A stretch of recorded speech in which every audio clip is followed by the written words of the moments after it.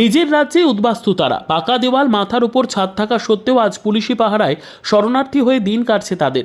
আত্মীয় স্বজনদের সাথে কথা, এমনকি দেখাও করতে ঠিকঠাক পারছে না। এই ছবি মালদার বৈষ্ণবনগর বিধানসভা কেন্দ্রের পারলালপুর হাই স্কুলের। হিংসার আগুন জ্বলছে মুর্শিদাবাদে। এই পরিস্থিতিতে শামশেরগঞ্জ সহ ধুলিয়ান পৌরসভার 16 নম্বর এবং 7 নম্বর ওয়ার্ডের বাসিন্দারা গঙ্গা পার হয়ে আশ্রয় নিয়েছে এই স্কুলে।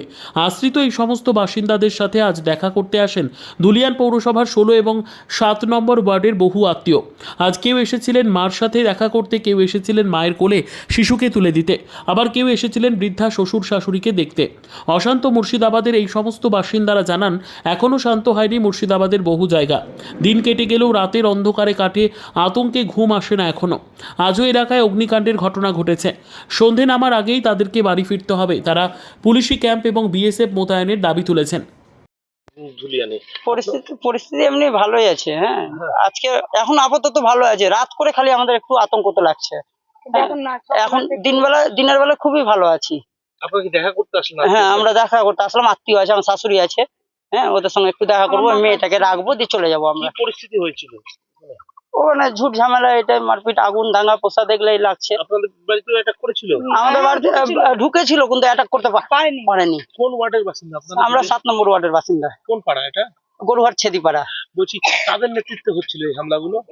এটা বলতে পারছি না কাদের নেতৃত্বে হচ্ছে এখন। হ্যাঁ, সবার উপরে হচ্ছে, আমাদের ভয় লাগছে। আমাদের গ্রামটা হিন্দু বস্তি আছে, ওই জন্য সব মানে নিয়ে করছে, আতঙ্কবাদী। ভয়টা খুব লাগছে, মানে রাত করে ঘুম আসছে না। 4 দিন ধরে ঘুমাতে পারছি না। পুলিশ প্রশাসন যোগ আছে, এবার তারপর আবার কি থাকতে কি হয় কিছু বলার নাই আমাদের।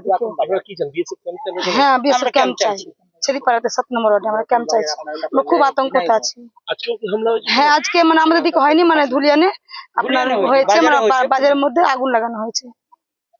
কিসে আগুন লাগলো? দোকানে আগুন লাগানো হয়েছে, মনিহারি দোকানে। কিন্তু এত পুলিশ প্রশাসন আছে তবু মানে আমরা খুব ভয় লাগছে, মানে ঘুমাচ্ছে তবু মানে ভয় মিটছে না আমাদের। ভরসা করতে পারছেন না, ভরসা করতে মানে কোন দিন থেকে কোন ভাবে কি আছে বলে না। এবার বলছে, আবার বলছে কি এখন সব প্রশাসন আছে, আবার চলে গেলে কি হবে এটা আমি কিছু রকম বলতে পারছি না। আমরা কি যে হবে আমাদের, এটার জন্য আমরা খুব মানে ভয় আছে। আমরা চাইছি ওখানে যাতে একটা ক্যাম্প করে দাও। ক্যাম্প করে দাও, আমরা এটাই চাইছি।